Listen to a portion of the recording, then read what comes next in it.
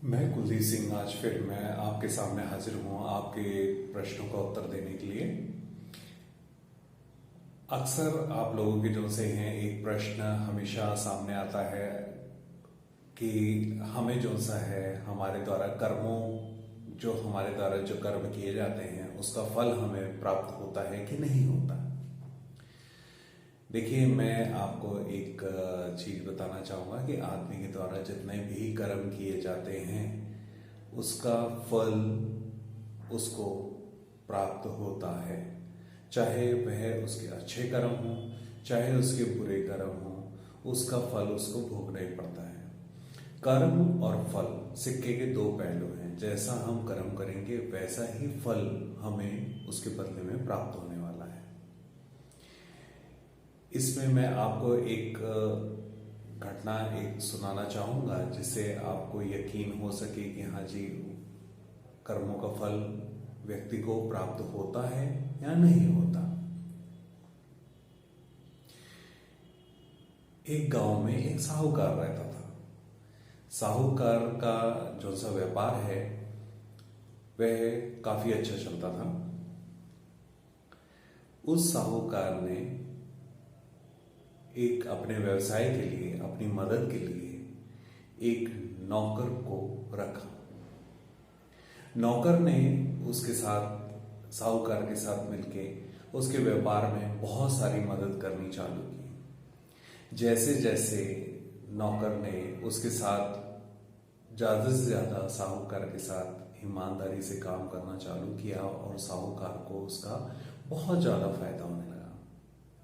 क्योंकि साहूकार की कोई औलाद नहीं थी, इसलिए वह नौकर को बहुत ज्यादा उस पर विश्वास करने लगा था और उसने उसे अपने साथ में उसकी काम करने की काबिलियत को देखते हुए और उसके कारण व्यवसाय में उसको जो फायदा हो रहा था उसके कारण उसने उसको तनख्वाह उसकी और बढ़ा दी थी। नौकर की लगन देख के काम करने की साहूकार ने सोचा, क्यों ना मैं इसको, जो ये व्यवसाय मैं कर रहा हूं और इसके कारण इतना फायदा होता है, क्यों ना मैं इसको उसमें एक हिस्सा देना चालू कर दूं। नेक ख्यालात थे, साहूकार के दिमाग में आया।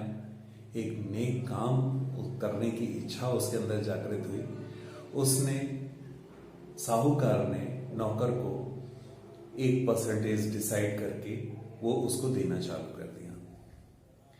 एक बार उसके नौकर ने व्यापार में बहुत मदद की और व्यापार बहुत अच्छा चला।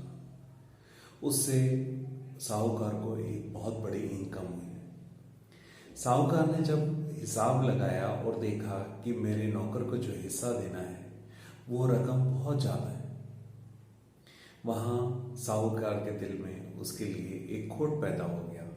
उसने सोचा, क्यों ना मैं ये पैसा जो सा है वह कोई ऐसा कार्य करूं जिससे मुझे इस नौकर को उसका हिस्सा ना देना पड़े।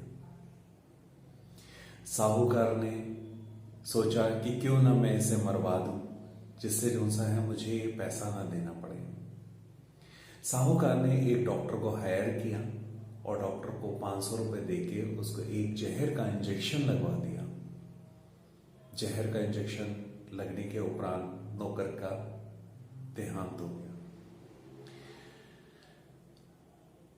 अब साहूकार जो सा है बड़ा प्रसन्न हो रहा था कि देखो, मैंने उसे मार दिया और मुझे जो सा है एक 500 रुपए ही बस मेरा खर्चा हुआ और मेरा इतना सारा पैसा जो मुझे उसको देना था नौकर को, वो मेरा पैसा बच गया।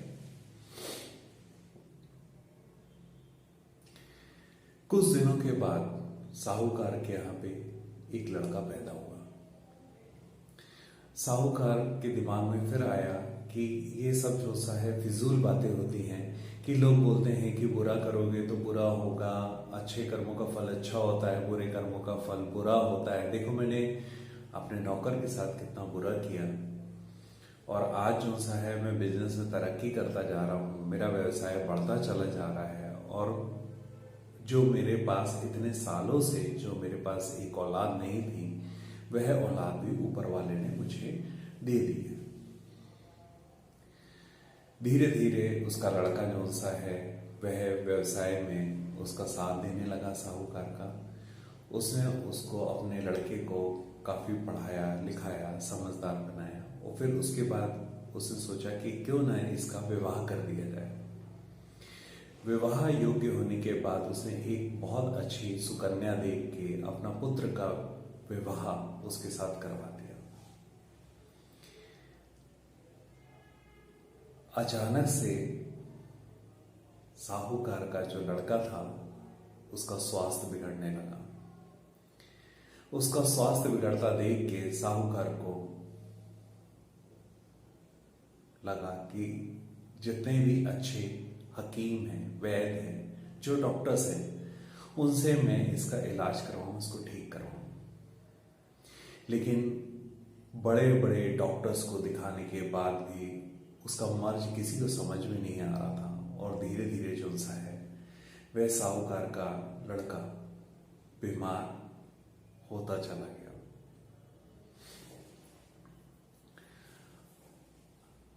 साहूकार का लड़का जो सा है इतना ज्यादा बीमार हो गया कि उसको दिखाने के लिए साहूकार ने बहुत धन खर्च किया। धीरे धीरे वह पूरा समय अपने लड़के के इलाज के लिए समय देने लगा, पैसा लगाने लगा, जिससे उसका व्यवसाय भी धीरे धीरे खत्म हो गया। उसके व्यवसाय में जितना भी पैसा लगा हुआ था, जो साहूकार के पास पैसा था, जो उसके पास जितनी भी प्रॉपर्टी थी, वह सब बेच के उसने अपने लड़के को बचाने की पूरी कोशिश की। धीरे धीरे करके जिस घर में वह रहता था वह घर भी बिक गया, उसका भी पैसा लड़के के इलाज में लग गया, पर लड़के के स्वास्थ्य में किसी प्रकार का कोई सुधार नहीं हुआ। हताश होके एक दिन हॉस्पिटल में लड़का हॉस्पिटल में एडमिट था, और उसके बाजू में साहूकार बैठा हुआ था, और लड़के की पत्नी भी वहीं पर बैठी हुई थी। साहूकार ने ये विचार किया अपने दिल में कि ऐसा क्या हो गया मेरे साथ कि जिसके कारण मुझे इतना बड़ा भुगतान भुगतना पड़ रहा है। आज मेरे पास कुछ भी नहीं है, और मेरा लड़का भी जो है वह आज इतना स्वास्थ्य उसका खराब है। अचानक से उसने देखा कि उसके लड़के के चेहरे में उसके नौकर की शक्ल साहूकार को दिखने लगी, और वह जोर जोर से हंसने लगा। साहूकार का ध्यान अचानक इस ओर गया, और उसने नौकर ने साहूकार को बोला, सेठ जी आपने मुझे पहचाना? साहूकार नौकर की तरफ देखने लगा। उसने बोला कि तुम इतने सालों के बाद मुझे नजर आए हो, तो इसका क्या अर्थ है? उसने बोला, साहूकार जी, सेठ जी, मैं आपका वही नौकर जिसको आपने जहर देके खत्म करवाया था, मैं इस जन्म में आपका लड़का बन के वही अपना हिस्सा, अपना जो सा पैसा है आपसे लेने के लिए आया हूं। और आज आपने पूरा व्यवसाय जो मैंने आपके साथ मिलके जमाया था और इतना पैसा कमाया था, वह सारा जो सा है मैं अपने ऊपर लगा चुका हूं। अब मेरा बचने के कोई चांसेस नहीं है, और मैंने बचना भी नहीं है, और अब मैं आपको छोड़ के, इस परिवार को छोड़ के, तो अब मैं जा रहा हूं।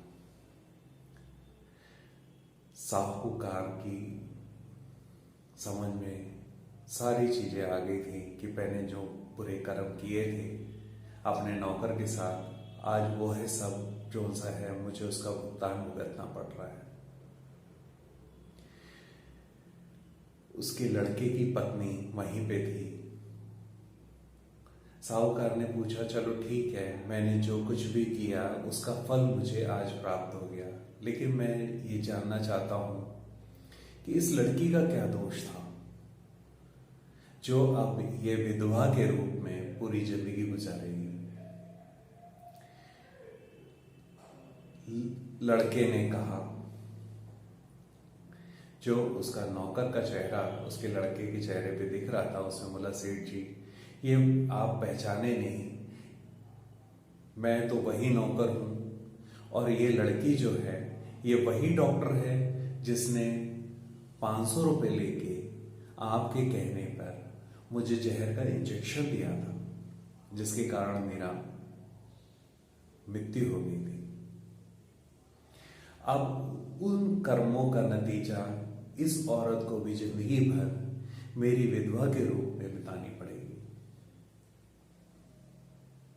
तो देखा दोस्तों, हर कर्म का फल जो है वह व्यक्ति को भोगना ही पड़ता है। आदमी कितना भी सोच ले कि आज जो सा है, अगर मैं कुछ कर रहा हूं तो वह किसी को दिख नहीं रहा, किसी को पता नहीं चल रहा, लेकिन एक ना एक दिन वह कर्मों का हिसाब किताब होगा और आदमी को उसका फल भोगना ही पड़ेगा।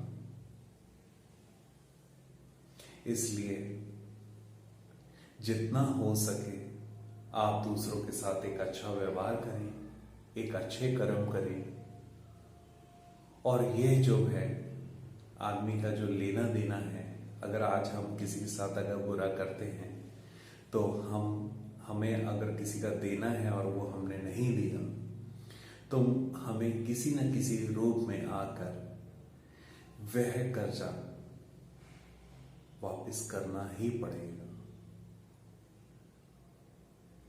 इसलिए कहा जाता है कि आदमी को हमेशा अच्छे कर्म करने चाहिए ताकि उसका फल भी उसको अच्छा प्राप्त हो।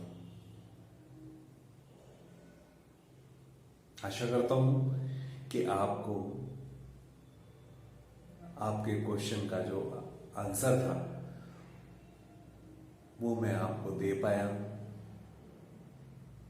उम्मीद करता हूं